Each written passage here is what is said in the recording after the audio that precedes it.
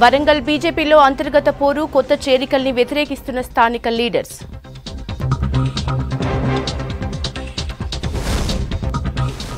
Adilabad MP అభ్యర్థులుగా గోండు నేతలు, చీలనున్న ఓట్లు, లంబాడీల మద్దతు కీలకం. పెద్దపల్లి ఎంపీ సెగ్మెంట్ అభివృద్ధి లక్ష్యంగా వంశీ అడుగులు, భారీ మెజారిటీతో గెలిపించుకుంటామన్న మంత్రి శ్రీధర్ బాబు, ఎమ్మెల్యేలు. పక్కదారి పడుతున్న రేషన్ బియ్యం, సీఎంఆర్ కింద తిరిగి ఇచ్చేందుకు అక్రమదారులు.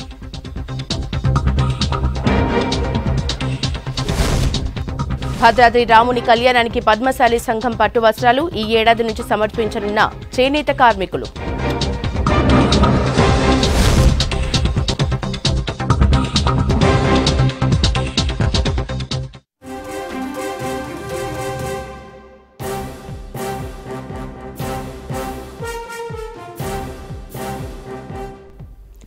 వరంగల్ బీఆర్ఎస్ ఎంపీ అభ్యర్థిగా డాక్టర్ మారేపల్లి సుధీర్ కుమార్ ని ప్రకటించారు ఆ పార్టీ చీఫ్ కేసీఆర్. ప్రస్తుతం సుధీర్ కుమార్ హన్మకొండ జిల్లా పరిషత్ చైర్మన్ గా పనిచేస్తున్నారు. 2001 నుంచి తెలంగాణ ఉద్యమకారుడిగా, పార్టీకి విధేయుడిగా గుర్తింపు తెచ్చుకున్నారు. ఉమ్మడి వరంగల్ జిల్లా బీఆర్ఎస్ ముఖ్య నేతలు సుధీర్ కుమార్ అభ్యర్థిత్వాన్ని ఏకగ్రీవంగా అంగీకరించినట్లు తెలుస్తోంది.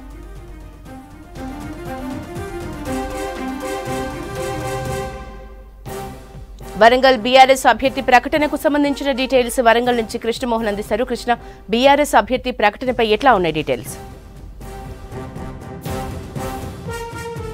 చాలా కసరత్తు తర్వాత వరంగల్ పార్లమెంట్ అభ్యర్థిగా బీఆర్ఎస్ పార్టీ డాక్టర్ సుధీర్ కుమార్ను ప్రకటించిందని చెప్పచ్చు.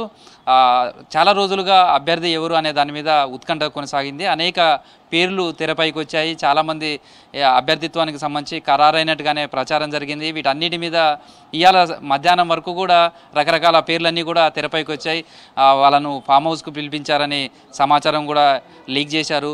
కానీ చివరికి సుధీర్ కుమార్ను ఆయనకు అభ్యర్థిత్వాన్ని ఖరారు చేశారు. ఆయన ప్రస్తుతం జిల్లాల పునర్విభజన కాకముందు ఆయన వరంగల్ అర్బన్ జిల్లా జెడ్పీ చైర్మన్గా ఉన్నారు. ఆ తర్వాత జిల్లాలకు సంబంధించి హన్మకొండ, వరంగల్గా మారిన తర్వాత హన్మకొండ జిల్లా పరిషత్ చైర్మన్గా ఆయన పనిచేస్తున్నారు. 2001 నుంచి కూడా తెలంగాణ ఉద్యమం, ఆ తర్వాత బీఆర్ఎస్ పార్టీలో కొనసాగుతున్నారు.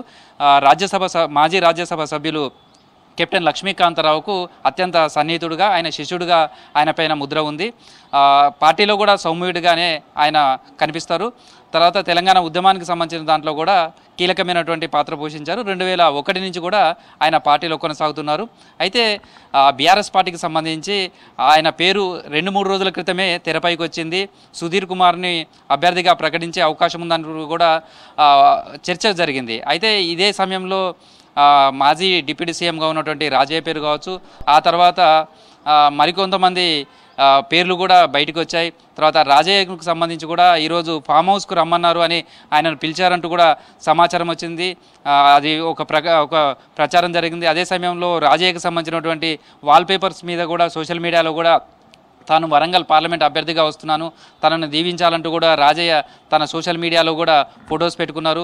ఈ నేపథ్యంలో ఆయన పేరే ఖరారవుతుందన్నట్టుగా ఒక చర్చ కూడా జరిగింది. కానీ అనూహ్యంగా సుధీర్ కుమార్ పేరు బయటకు వచ్చిందని చెప్పుకోవచ్చు, ఆయనను ఖరారు చేశారని చెప్పచ్చు. అయితే ఈ చర్చలకు సంబంధించి కూడా జనగామ జిల్లాకు సంబంధించినటువంటి డాక్టర్ సుగుణాకర్ రాజు భార్య సుధా, ఆమె అభ్యర్థిత్వం కూడా పల్లారాజేశ్వరరెడ్డి పట్టుబట్టినట్టుగా తెలుస్తుంది. ఆ చర్చ కూడా జరిగింది. ఆ తర్వాత రసమయ్య బాలకిషన్కు సంబంధించిన పేరును కూడా తెరపైకి వచ్చింది. ఆయన కూడా 2 సార్లు ఎమ్మెల్యేగా ఉన్నాడు. తర్వాత ఈ తెలంగాణ సాంస్కృతిక మండలికి సంబంధించి కూడా ఆయన కీలకమైన భూమి పోషించారు. ఈ నేపథ్యంలో ఆయనను కూడా ఇక్కడి నుంచి అభ్యర్థిగా నిలబెడతారు అనే ఒక ప్రచారం జరిగింది. ఆ తర్వాత పుల్లా శ్రీనివాస్ అని ఎంప్లాయీగా ఉన్నాడు, ఆయన కూడా తెలంగాణ ఉద్యమంలో కూడా కీలకంగా ఉన్నారు. ఆయన పేరు కూడా తెరపైకి తీసుకొచ్చారు. ఆ తర్వాత ఇలా రకరకాల పేర్లన్నీ కూడా వచ్చాయి. అయితే మాదిగ సామాజిక వర్గానికి సంబంధించినటువంటి వ్యక్తినే ఇక్కడి నుంచి వరంగల్ పార్లమెంటు నుంచి నిలబెట్టాలనేది భావించారు. అందులో భాగంగానే చాలామంది పేర్ల వడపోత తర్వాత చివరికి జెడ్పీ చైర్మన్గా ఉన్నటువంటి సుధీర్ కుమార్ను పేరును ఖరారు చేశారనేది చెప్పుకోవచ్చు. అయితే దీనికి సంబంధించి కూడా సుదీర్ఘమైనటువంటి చర్చ జరిగినట్టుగా మనకు తెలుస్తుంది. ఈరోజు 2:30కు ఫామ్ హౌస్లో కేసీఆర్ జిల్లాకు సంబంధించినటువంటి నేతలతోటి సమావేశమయ్యారు. వాళ్ళ అభిప్రాయాలను ప్రతి ఒక్కరి దగ్గర నుంచి కొంత అభిప్రాయాలు తీసుకున్నట్టుగా తెలుస్తుంది. కొంతమంది కొన్ని పేర్లను సూచించినప్పటికీ కూడా వాటి పట్ల కేసీఆర్ విముఖత వ్యక్తం చేసినట్టుగా ఉంది. ప్రధానంగా రాజాకి సంబంధించినటువంటి పేరు వచ్చినప్పుడు కూడా ఆయన పార్టీ మారటం ఆయనకు మైనస్గా మారింది. పార్టీ మారిన వాళ్ళని ఎవరిని కూడా తీసుకొని మళ్ళీ అభ్యర్థిగా నిలబెట్టమంటూ కూడా ఒక ప్రకటన చేసిన నేపథ్యంలో పార్టీ మళ్ళీ ఇప్పుడు రాజయ్యను కనుక తీసుకొని పార్టీ అభ్యర్థిగా నిలబెడితే అలాంటి విమర్శలకు మళ్ళీ ఎదుర్కోవాల్సి వస్తుంది. అసెంబ్లీ ఎన్నికల ముందు జరిగినటువంటి పరిణామాలు కావచ్చు, వాటన్నింటి నేపథ్యంలో రాజయ్య అభ్యర్థిత్వం పట్ల కేసీఆర్ విముఖత చూపినట్టుగా తెలిసింది. అదేవిధంగా మరికొంతమంది రసమై బాలకిషన్ పేరు కూడా ప్రస్తావనకు వచ్చినట్టుగా చెప్తున్నారు. ఆ పేరు వచ్చినప్పుడు కూడా ఆయన నాన్ లోకలు, తర్వాత ఇక్కడికి వస్తే కూడా మిగతా వాళ్ళు రిసీవ్ చేసుకోవడంలో కూడా ఇబ్బంది ఉంటుంది. తర్వాత మళ్ళీ ఇక్కడ ఉన్నటువంటి లోకల్గా ఉన్నటువంటి పార్టీ మొదటి నుంచి ఉన్న వాళ్ళు కావచ్చు, తర్వాత ఇక్కడ ఉన్నటువంటి ఉద్యమకారులకు మరోసారి అన్యాయం జరిగినట్టుగా విమర్శలు వచ్చే అవకాశం ఉంటుంది. కాబట్టి ఈ నేపథ్యంలోనే సౌమ్యుడిగా ఉన్నటువంటి సుధీర్ కుమార్ పేరును ప్రస్తావనకు తీసుకొచ్చి అందరి ఆమోదంతో ఆ పేరును గులాబీ బాస్ కేసీఆర్ ప్రకటించినట్టుగా మనకు తెలుస్తుంది. అయితే దీనికి సంబంధించి కూడా రకరకాల పేర్లు రావడం కావచ్చు, రకరకాల వ్యక్తులకు సంబంధించినటువంటి అభ్యర్థి వాళ్ళే ఖరారవుతున్నారు, క్యాండిడేట్గా ఖరారవుతున్నారు, అనేక ఊహాగానాలు ఇవన్నీ కూడా వచ్చిన నేపథ్యంలో చివరికైతే బీఆర్ఎస్ పార్టీకి సంబంధించి వరంగల్ పార్లమెంటు నుంచి పోటీ చేసే అభ్యర్థిగా సుధీర్ కుమార్ పేరు ఖరారైంది. అయితే పార్టీకి సంబంధించి కూడా చూస్తే అసెంబ్లీ ఎన్నికల ముందు వరకు కూడా ఇక్కడ సిట్టింగ్ ఎంపీగా పసునూరి దయాకర్ ఉన్నారు. ఆయన అప్పుడులోనే ఆయనను ఈసారి ఎన్నికల్లో మారుస్తారు అనేది అప్పుడులో వచ్చింది. ఆ సమయంలో చాలామంది బీఆర్ఎస్ టికెట్ కోసం క్యూ కట్టారని చెప్పచ్చు. చాలా పోటీ నెలకొంది. కానీ ఆ రాష్ట్రంలో జరిగినటువంటి రాజకీయ పరిణామాలు కావచ్చు, అసెంబ్లీ ఎన్నికల్లో ఎదురైన చేదు అనుభవాలు, వీటన్నిటితోటి చాలా ఇబ్బందికరమైనటువంటి పరిస్థితుల్లో బీఆర్ఎస్ పార్టీ మారడం, ఆ తర్వాత కడియం కావ్యను అభ్యర్థిగా ప్రకటించడం, ఆమె పార్టీలో జరుగుతున్నటువంటి పరిణామాలు కావచ్చు, తర్వాత గతంలో జరిగినటువంటి అక్రమాలు కావచ్చు, తర్వాత లిక్కర్ స్కామ్, వీటన్నిటి నేపథ్యంలో పార్టీ గెలవలేని పరిస్థితుల్లో తాను పోటీ చేయాలంటూ ఆమె పార్టీ నుంచి వెళ్ళిపోవడం, కడియం శ్రీహరి కూడా పార్టీ నుంచి వెళ్ళిపోవడం, ఆ తర్వాత కడియం కావ్య కాంగ్రెస్ పార్టీలో జాయిన్ కావడంతో ఇక్కడ అభ్యర్థి ఎంపిక చాలా కష్టతరంగా బీఆర్ఎస్ పార్టీకి మారింది. దీంతో గెలవటం అనే దానికంటే కూడా గట్టి పోటీ ఇవ్వగలిగే అభ్యర్థి కావాలి అనే దాంట్లోనే కసరత్తు చేశారు. ఇదే క్రమంలో మాదిగ సామాజిక వర్గం అయ్యే ఉండాలి అనేది మరొక కోణంగా చూశారు. అందుకనే మాదిగ సమాజ వర్గానికి సంబంధించినటువంటి వాళ్ళ చాలామంది పేర్లను పరిశీలనకు వచ్చిన తర్వాత చివరికి సుధీర్ కుమార్ను అభ్యర్థిగా ప్రకటించారు. ఆయన ప్రస్తుతం జిల్లా పరిషత్ చైర్మన్గా ఉన్నారు. 2001 నుంచి కూడా పార్టీలో ఉండడం, తర్వాత తెలంగాణ ఉద్యమంలో కూడా ఆయన పనిచేసి ఉండడం, తర్వాత జెడ్పీ చైర్మన్గా కూడా ప్రస్తుతం పనిచేస్తున్న నేపథ్యంలో జిల్లాకు సంబంధించినటువంటి నేతలంతా కూడా ఆయన పేరు పట్ల ఆమోదం తెలిపినట్టుగా తెలుస్తుంది. అందరి అభిప్రాయాలను ఏకాభిప్రాయం తీసుకున్న తర్వాత సుధీర్ కుమార్ పేరును ప్రకటించినట్టుగా తెలుస్తుంది. మొత్తానికైతే చాలా రోజులుగా బీఆర్ఎస్ పార్టీకి సంబంధించినటువంటి అభ్యర్థి ఎవరు అనే దాని మీద అనేక రకాల ఊహాగానాల నేపథ్యంలో అనేక మంది పేర్లు తెరపైకి వచ్చి చర్చలు జరిగిన నేపథ్యంలో చివరికి వీటన్నిటికీ తెరదించుతూ బీఆర్ఎస్ పార్టీకి సంబంధించిన అభ్యర్థిగా డాక్టర్ సుధీర్ కుమార్ను ఆ పార్టీ ప్రకటించిందని చెప్పొచ్చు. Thank you Krishna.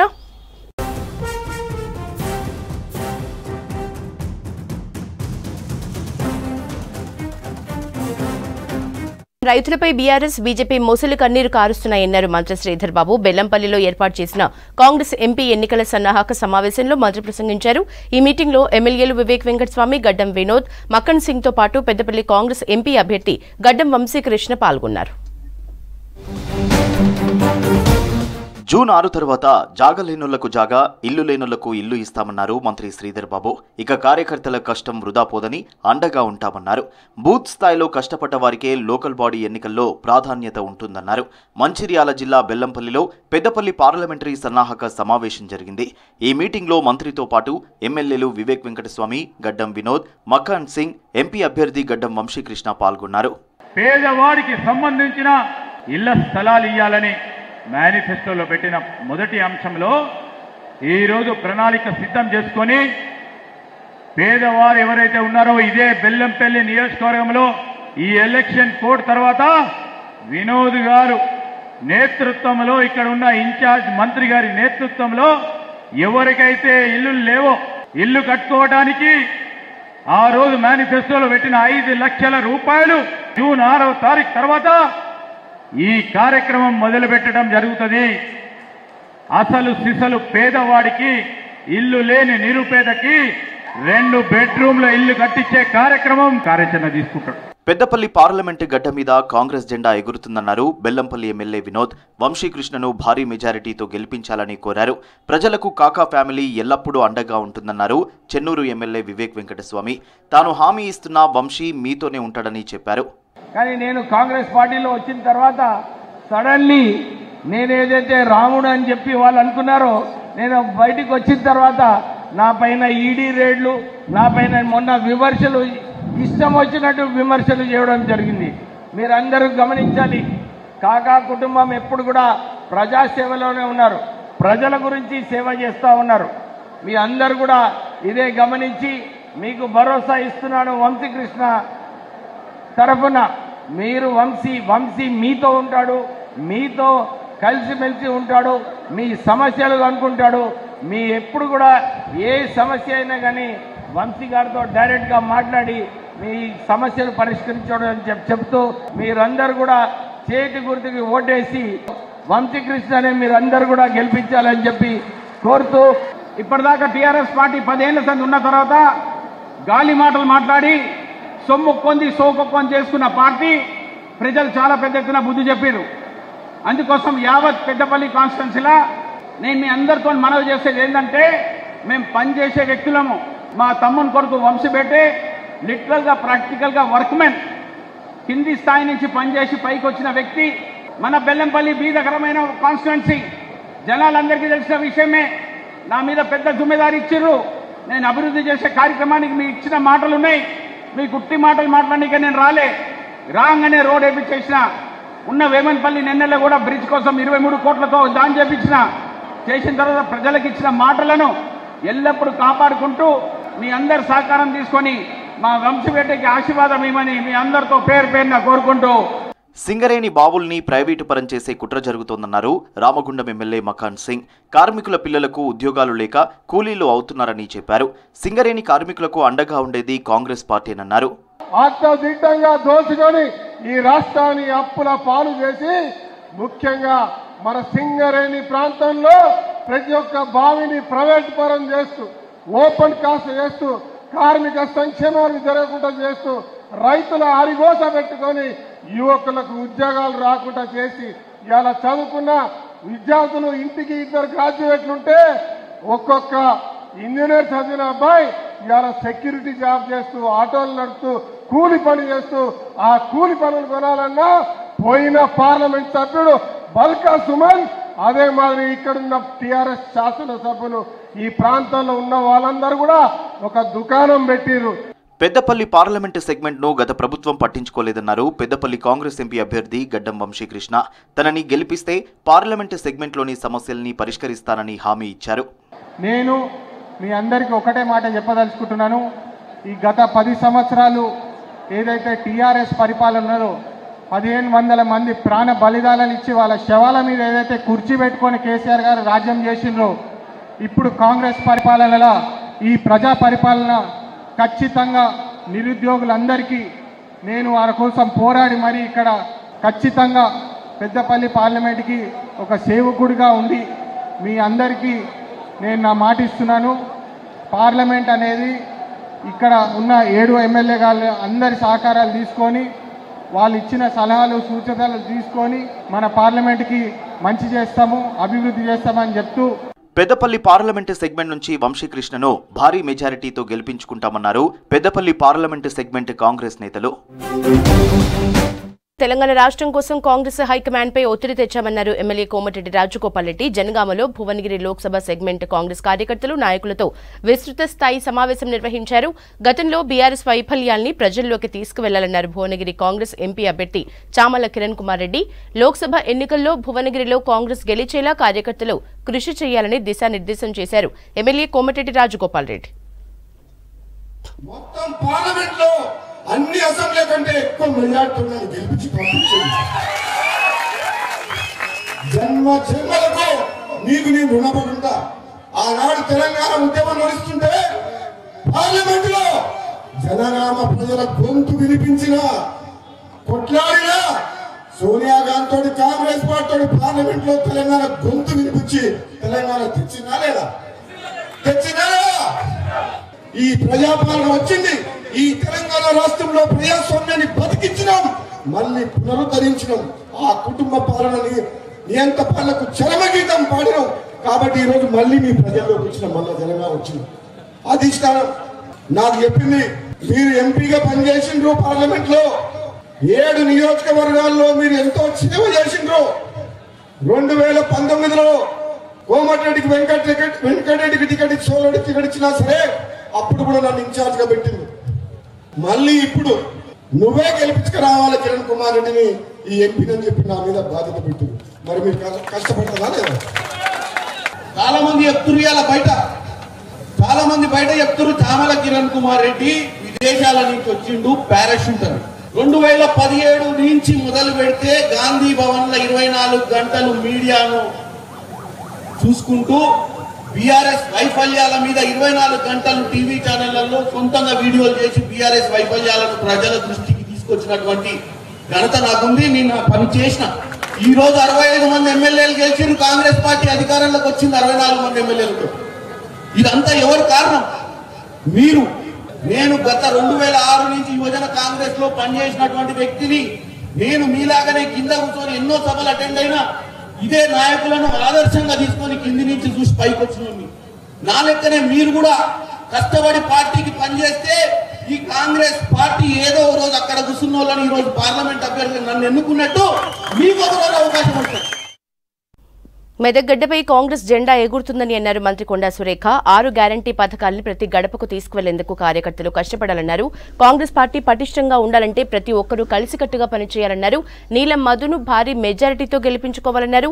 Medak parliament ఎన్నికల ప్రచార రథాలకు రుద్రారం గణేష్ దేవస్థానంలో పూజా కార్యక్రమాలు నిర్వహించి ప్రారంభించారు కొండా సురేఖ.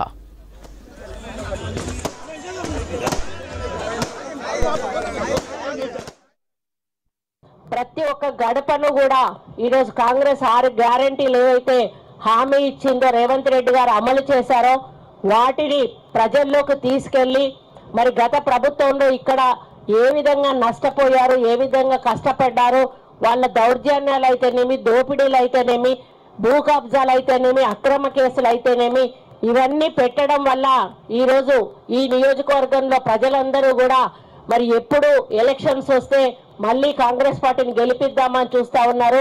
మొన్న కొంత మరి పొరపాటు జరిగి ఒకటే సీటు రావడం చాలా బాధాకరం.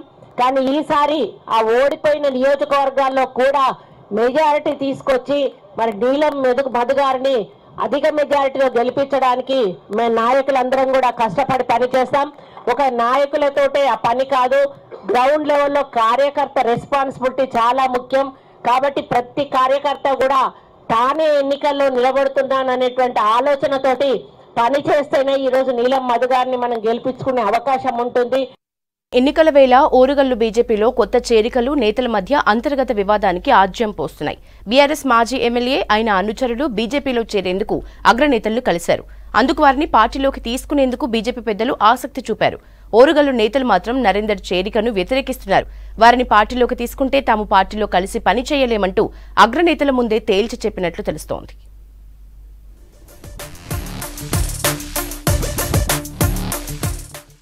బీఆర్ఎస్ మాజీ ఎమ్మెల్యే నన్నపనేని నరేందర్ ఆయన అనుచరులతో కలిసి బీజేపీలో చేరేందుకు రాష్ట్ర అధ్యక్షుడితో పాటు జాతీయ నాయకులతో మంతనాలు సాగిస్తున్నట్లుగా తెలుస్తోంది. నరేందర్ చేరికను తెలుసుకున్న ఓరుగల్లు బీజేపీ జిల్లా అధ్యక్షుడితో పాటుగా మరికొందరు నేతలు దీనిని వ్యతిరేకించినట్లుగా ప్రచారం జరుగుతోంది. వారిని ఎట్టి పరిస్థితుల్లో తీసుకోవద్దని పెద్దలతో విన్నవించుకున్నట్లు కార్యకర్తలు చెబుతున్నారు. మాజీ ఎమ్మెల్యే నన్నపనేని నరేందర్ బీజేపీ జిల్లా అధ్యక్షుడు గంటా రవి మధ్య పచ్చగడ్డి వేస్తే భగ్గుమంటుంది. అసెంబ్లీ ఎన్నికల టైంలో ఇద్దరి మధ్య మాటల యుద్ధం నడిచింది. ఇప్పుడు తన వ్యతిరేకిని పార్టీలోకి తీసుకోవడం ఏంటని రవి అధినాయకత్వం దృష్టికి తీసుకుని వెళ్లినట్లు ఆ పార్టీ నేతలే చెబుతున్నారు. బీజేపీ వరంగల్ తూర్పు ఎమ్మెల్యే అభ్యర్థిగా బరిలోకి దిగిన ఎర్రబెల్లి ప్రదీప్ రావు నన్నపనేనిల మధ్య కూడా సయోధ్య లేదు. ఎర్రబెల్లి ప్రదీప్ రావు అనుచరులపై నన్నపనేని వర్గీయులు దాడులకు పాల్పడడంతో వీరిద్దరి మధ్య కొంతకాలంగా ఘర్షణ వాతావరణం కొనసాగింది. మంత్రి కొండా సురేఖతో 5 ఏళ్లు గట్టిగా పోరాడాలంటే నరేందర్ అతని అనుచరులను పార్టీలోకి రావడం అవసరమని బీజేపీ అధిష్టానం భావిస్తోంది. ఇదే విషయం వ్యతిరేకిస్తున్న వారికి నచ్చజెప్పే ప్రయత్నం చేస్తుంది. వరంగల్ బీజేపీ ఎంపీ అభ్యర్థి ఆరూరి రమేష్ గెలవాలంటే పార్టీలోకి కొత్తగా వచ్చేవారిని చేర్చుకోవాలంటూ నచ్చజెప్పే ప్రయత్నం చేస్తున్నట్లుగా తెలుస్తోంది. నన్నపనేని రాకను వరంగల్ జిల్లా బీజేపీ నేతలు వ్యతిరేకిస్తుంటే పార్టీ అధిష్టానం మాత్రం బీసీ సమీకరణాల నేపథ్యంలో నరేందర్ను పార్టీలోకి తీసుకునే యోచనలో ఉన్నట్లు తెలుస్తోంది. చివరికి బీజేపీ పెద్దలు ఏ నిర్ణయం తీసుకుంటారో చూడాలి. ఆదిలాబాద్ పార్లమెంటు సెగ్మెంట్ బరిలో ప్రధాన పార్టీల ప్రత్యర్థులు గోండులే కావడంతో అందరిలో ఆసక్తి నెలకొంది. ఎంపీ సెగ్మెంట్లో ప్రధాన పార్టీల బలాబలాలు మారనున్నాయి. గోండుల ఆధిపత్యం ఉన్న సెగ్మెంట్లో 3కి ఓట్లు చీలుతాయనే భావన వ్యక్తమవుతోంది. మరోవైపు లంబాడీల మద్దతుతో ఏ పార్టీ గెలుస్తుందనని ఉత్కంఠభరితంగా మారింది.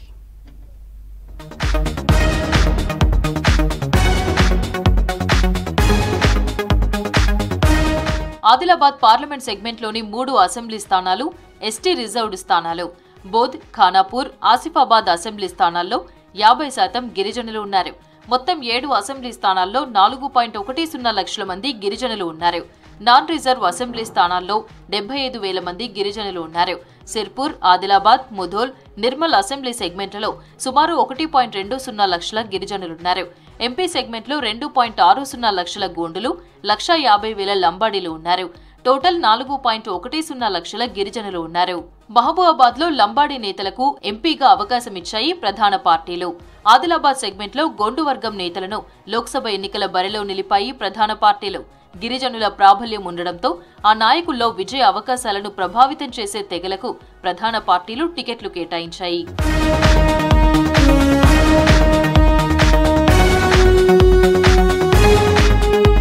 2009లో జరిగిన ఎన్నికల్లో టీడీపీ అభ్యర్థిగా లంబాడీ నేత రాథోడ్ రమేష్ పోటీ చేసి గెలిచారు. బీజేపీ నుంచి అడే తుకారాం, కాంగ్రెస్ నుంచి కొట్నాక రమేష్, ప్రజారాజ్యం నుంచి మెస్రం నాగిరావులు పోటీ చేసి ఓడిపోయారు. ప్రత్యర్థులు 3 గోండులు కావడంతో ఓట్లు చీలి లంబాడీ నేత రాథోడ్ రమేష్ గెలుపొందారు. 2014లో జరిగిన ఎన్నికల్లో టీడీపీ, బీజేపీ అభ్యర్థిగా రాథోడ్ రమేష్, కాంగ్రెస్ నుంచి నరేష్ జాదవ్, బీఆర్ఎస్ అభ్యర్థిగా గొడెం నగేష్ పోటీ చేశారు. ఈ ఎన్నికల్లో గోండు అభ్యర్థి నగేష్ భారీ మెజారిటీతో విజయం సాధించారు. ప్రధాన పార్టీల్లో 2 లంబాడీ నేతలు బరిలో దిగారు. ఆ ఎన్నికల్లో లంబాడీ ఓట్లు చీలి గోండు అభ్యర్థి విజయం సాధించారు.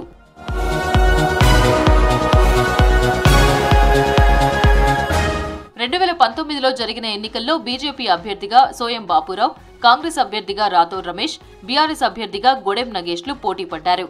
2 గోండు అభ్యర్థులు పోటీ చేశారు. ఆ ఎన్నికల్లో సోయం బాపురావు గెలుపొందారు. ప్రతి ఎన్నికల్లో పోటీ చేస్తున్న లంబాడీ నేత రాథోడ్ రమేష్ ఓడిపోయారు. ఈ సెగ్మెంట్లో గోండు, లంబాడీ ఓటర్లు పార్టీల విజయ అవకాశాలపై ఎఫెక్ట్ చూపుతారు. దాదాపుగా 16.5 లక్షల ఓట్లు ఉన్నాయి. 16.5 లక్షల ఓట్లు ఈ రోజు పార్లమెంట్ సెగ్మెంట్ లో ఉన్నాయి. సరే, సమీకరణాలు ఏ విధంగా ఉంటాయంటే 2 రిజర్వ్ కాన్స్టిట్యూన్సీస్ ఉన్నాయి గిరిజనులకు కేటాయించి. ఒకటేమో మహబూబాబాద్, ఒకటేమో ఆదిలాబాద్. ఆదిలాబాద్ ఏమో ఒకే సామాజిక వర్గాన్ని కేటాయించారు. అదే మాదిరిగా సేమ్ ఫార్ములా మహబూబాబాద్ లో లంబాడీ సామాజిక వర్గానికి, ఇక్కడ ఆదివాసుల సామాజిక వర్గానికి కేటాయించారు. ఇక్కడ దీని ప్రభావం గిరిభావం అనేది ఏముండదు. ఎందుకంటే సరే, ఈక్వేషన్స్ ఏ విధంగా ఉన్నా కూడా పార్టీ నాయకత్వం, మరి పార్టీ ఈరోజు ఏ పార్టీ అయితే దేశంలో మరి మంచి చేసుకోవడానికి ఆస్కారం ఉంది అనేది ప్రజలు చాలా తెలివైన ప్రజలు. ఎందుకంటే ఈ దేశం సురక్షితంగా ఉండాలి, దేశంలో సమగ్రత ఉండాలి, అభివృద్ధి సాధించాలి, ఏ నాయకత్వంలో ఉంటే బాగుంటుంది అనేది ప్రజలందరూ చాలా తెలివిగా ఆలోచిస్తా ఉన్నారు. మే 13న జరగనున్న ఎన్నికల్లో ప్రధాన పార్టీల నుంచి ఎంపీలుగా 3 గోండు నేతలు పోటీ పడుతున్నారు. బీజేపీ నుంచి గొడెం నగేష్, కాంగ్రెస్ నుంచి ఆత్రం సుగుణ, బీఆర్ఎస్ నుంచి ఆత్రం సక్కు బరిలో ఉన్నారు. 3 గోండు నేతలు బరిలో ఉండడంతో ఓట్లు చీలుతాయని గిరిజన సంఘాలు భావిస్తున్నాయి. గోండు ఓట్లు చీలి ఏ పార్టీకి మేలు చేస్తాయనేది చర్చ జరుగుతోంది. 3 గోండు అభ్యర్థులు ఉండడంతో లంబాడీలు ఏకమై ఎన్నికల బరిలో నిలుస్తారనేది చర్చనీయాంశంగా మారింది.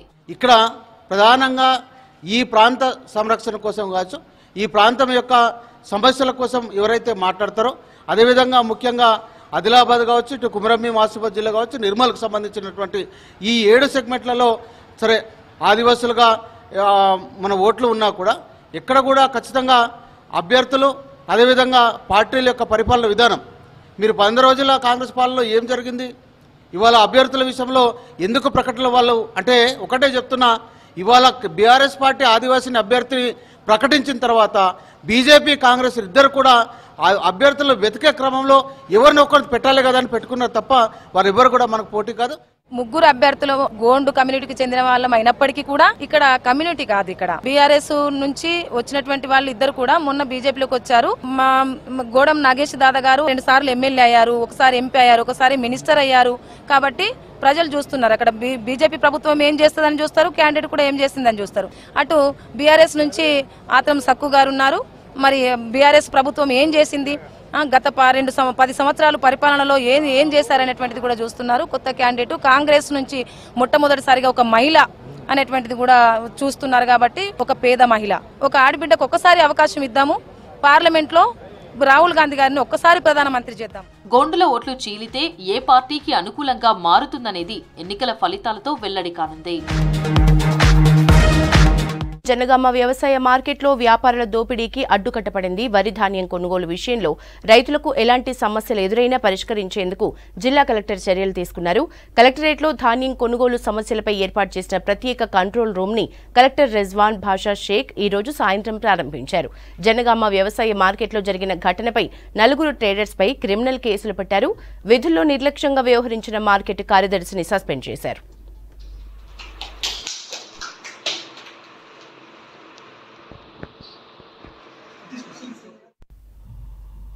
రైతుల కష్టాన్ని ఎవరైనా మార్కెట్ కమిటీ అధికారులు వ్యాపారులతో కుమ్మక్కై తక్కువ చేసే ప్రయత్నం చేస్తే సహించేది లేదని ఇప్పటికే సీఎం రేవంత్ చెప్పారు. ఆరుగాలం శ్రమించిన రైతుల్ని తాలు తేమ పేరున నిండా ముంచుతూ ఉండటంతో 2 రోజుల క్రితం జనగామ వ్యవసాయ మార్కెట్లో కొంతమంది రైతులు ఆందోళనకు దిగారు. మద్దతు ధరకు కొనుగోలు చేయకుండా 1500కే కొనుగోలు చేస్తున్నారని రైతులు నిరసనకు దిగగా అది కాస్త చిలికి గాలివానగా మారింది. విషయం సీఎం రేవంత్ రెడ్డి దాకా వెళ్లగా ఆయన ఆదేశాల మేరకు కదిలిన జిల్లా అధికారులు 3 వ్యాపారులపై కేసు నమోదు చేశారు. తర్వాత రైతులకు మద్దతు చెల్లించి కొనుగోలు ప్రక్రియను ప్రారంభించారు.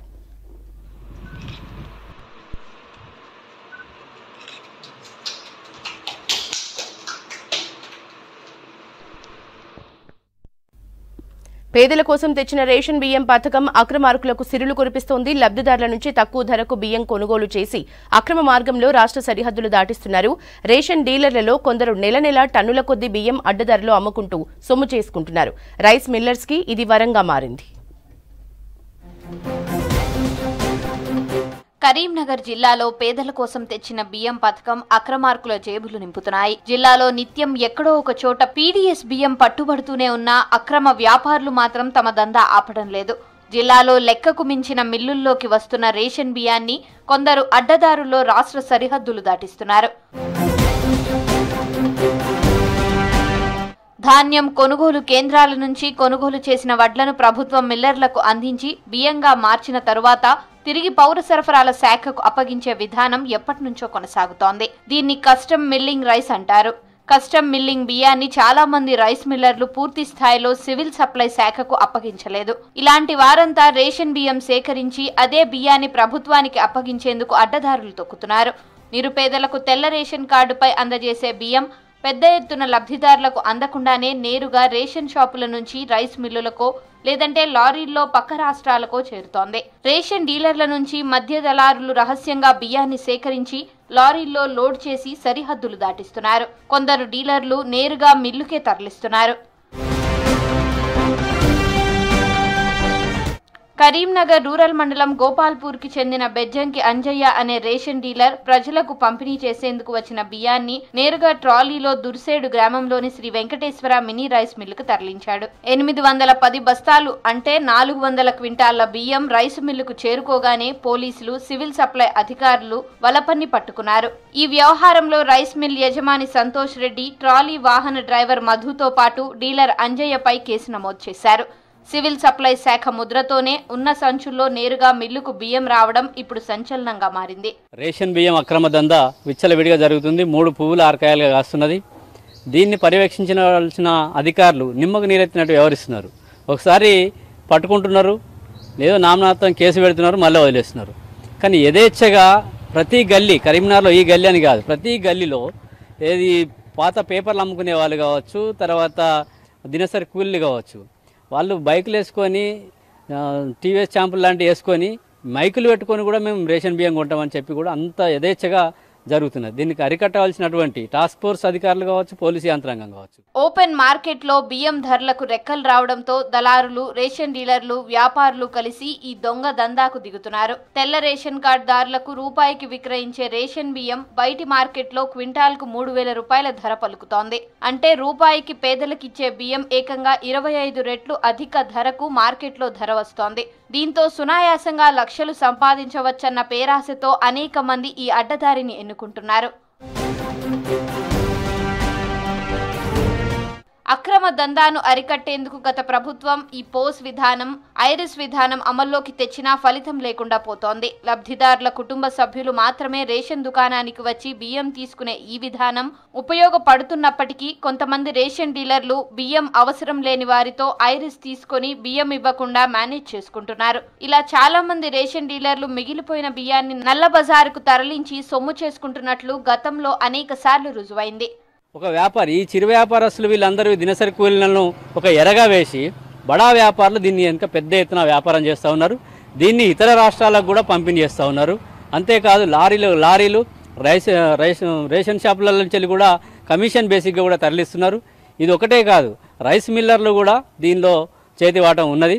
రైస్ మిల్లర్లకు సంబంధించినట్టు సిఎంఆర్ బియ్యం ప్రభుత్వం దగ్గర తీసుకొని వడ్లు ధాన్యం తీసుకొని ప్రభుత్వానికి పట్టివ్వాలి. దాన్ని వాళ్ళు పట్టి వేరే ఇతర రాష్ట్రాలకు కానీ ఇతర బిజినెస్గా అమ్ముకుంటూ ఇది రేషన్ బియ్యం తక్కువ ధరకు వస్తుంది కదా అని చెప్పి రేషన్ బియ్యం తీసుకొని మళ్ళీ ప్రభుత్వానికి అప్పచెప్తున్నారు. అంటే ఇది ఒక పెద్ద స్కామ్గా కరీంనగర్లో యథేచ్ఛగా జరుగుతున్నది.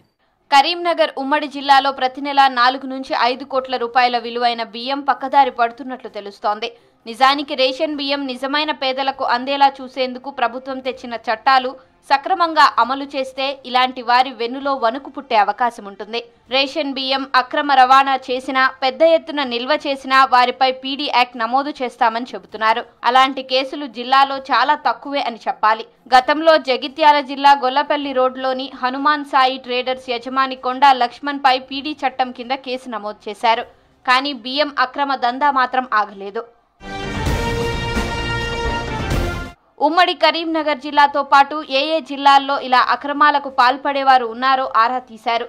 పద్ధతి మార్చుకోకుండా దందా కొనసాగిస్తున్న వారిపై నిత్యావసర వస్తువుల చట్టం సెక్షన్ 3 క్లాజ్ 2 ప్రకారం పీడీ యాక్ట్ నమోదు చేసి అరెస్ట్ చేసే అవకాశం ఉంది. జిల్లాలో రేషన్ బియ్యం కొనుగోలు చేసే దాదాపు 10 రైసు మిల్లుల చిట్టాను అధికారులు గతంలో తయారు చేశారు. ఈ జాబితాలోని అన్ని మిల్లుల్లోనూ గతంలో అక్రమ బియ్యం నిల్వలు దొరికాయి. ఇంకా దొరకకుండా వ్యాపారం చేస్తున్న రైస్ మిల్లులు జిల్లాలో లెక్కకు మించి ఉన్నట్లు, వీటి నుంచి బియ్యాన్ని అడ్డదారుల్లో రాష్ట్ర సరిహద్దులు దాటిస్తున్నట్లు సమాచారం. దీన్ని యథేచ్ఛగా జరగడానికి ప్రతి ఒక్కరి నుంచి లంచాలు ఉన్నాయనేది చాలా స్పష్టంగా కనబడుతుంది. ఎందుకంటే ఒకసారి తప్పు చేస్తే కఠినంగా శిక్షించి పీడీ యాక్ట్ కనుక పెట్టినట్లయితే ఆ నేరం చేయడానికి భయపడతారు. అట్లా మళ్ళీ భయపడకుండా వాళ్ళు కేసులు చేస్తూనే ఉన్నారు, మళ్ళీ వీళ్ళు బయటకు వస్తూనే ఉన్నారు. ఇది ఒక 10-15 మంది ముఠాగా, అది గంజిలో కావచ్చు, అట్లాగే కోతిరాంపూర్లో కావచ్చు, అట్లాగే డాక్టర్ స్ట్రీట్లో ఉన్నటువంటి కావచ్చు, కాలనీ రేకుర్తిలో ఇట్లా అడ్డాలు ఉన్నాయి. ఇది ఇంత యథేచ్ఛగా మైకులు పెట్టుకొని మేము బియ్యం కొంటామని చెప్పి వాళ్ళు తిరుగుతున్నారంటే దానికి కారణము ఇది 3 పువ్వుల 6 కాయలు లాభంగా జరుగుతున్నది. రైస్ మిల్లర్లు ఉన్నారు, బడా వ్యాపారులు ఉన్నారు. వీళ్ళందరిపైన కూడా గత ప్రభుత్వంలోనంటే ఇది విచ్చలవిడిగా జరిగింది. ఇప్పుడు కొత్త ప్రభుత్వం వచ్చింది, దీనిపైన కూడా కేంద్రీకరించాలి. రేషన్ సరుకుల రవాణాను అడ్డుకునేందుకు ప్రత్యేక చర్యలు తీసుకోవాలని జనం కోరుతున్నారు. జిల్లా వ్యాప్తంగా రేషన్ దుకాణాలపై నిఘా వేసి సరుకుల పంపిణీ తీరుపై ఎప్పటికప్పుడు పర్యవేక్షణ చేస్తే అక్రమాలకు అడ్డుకట్ట వేసే వీలుంది. ఈ దిశగా అధికారులు పటిష్టమైన వ్యవస్థ రూపొందించాలని ప్రజలు కోరుతున్నారు. రాజన్న సిరిసిల్ల జిల్లా వేములవాడ పుణ్యక్షేత్రంలో శ్రీరామనవమికి పటిష్ట ఏర్పాట్లు చేస్తున్నారు అధికారులు. రాజన్న ఆలయంలో ఈ నెల 17న నుంచి 9 రోజుల పాటు నవమి ఉత్సవాలు ఘనంగా నిర్వహించనున్నారు. ఈ వేడుకల్లో ఇతర రాష్ట్రాల జోగినీలు, హిజ్రాలు, శివసత్తులు పాల్గొంటారు. దాదాపు 1,00,000 మంది భక్తులు కళ్యాణ ఉత్సవంలో పాల్గొంటారని అంచనా వేశారు ఆలయ ఈవో. భక్తులకు ఇబ్బందులు లేకుండా పటిష్ట ఏర్పాట్లు చేస్తున్నామని తెలిపారు ఆలయ ఈవో కృష్ణప్రసాద్.